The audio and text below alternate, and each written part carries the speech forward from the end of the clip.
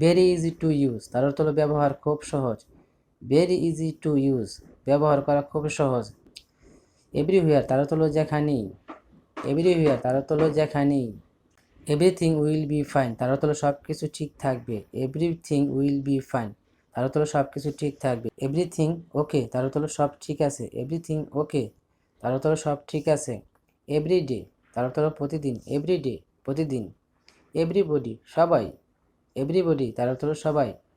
Evening time, তার অর্থ হলো সন্ধ্যার সময়। ইভিনিং টাইম, তার অর্থ হলো সন্ধ্যার সময়। অলওয়েজ বি হ্যাপি, তার অর্থ হলো সর্বদা সুখী থাকো। অলওয়েজ বি হ্যাপি, তার অর্থ হলো সর্বদা সুখী থাকো। অলওয়েজ রেডি, তার অর্থ হলো সবসময় প্রস্তুত। অলওয়েজ রেডি, তার অর্থ হলো সবসময় প্রস্তুত। অলওয়েজ অ্যান্ড ফর এভার, তার অর্থ হলো সবসময় এবং চিরকালের। অলওয়েজ অ্যান্ড ফর এভার, তার অর্থ হলো সবসময় এবং চিরকালের। অলওয়েজ রিমেম্বার, তার অর্থ হলো সর্বদা মনে রাখিবে। অলওয়েজ রিমেম্বার, তার অর্থ হলো সর্বদা মনে রাখিবে।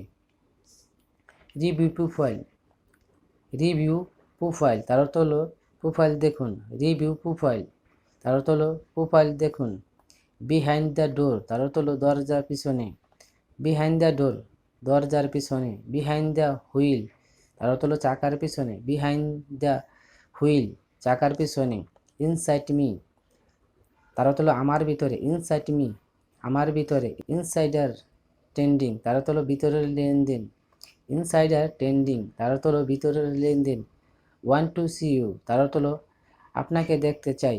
ওয়ান টু সি ইউ, আপনাকে দেখতে চাই। ওয়ান টু সি মি, তার অর্থ হলো আমাকে দেখতে চাও।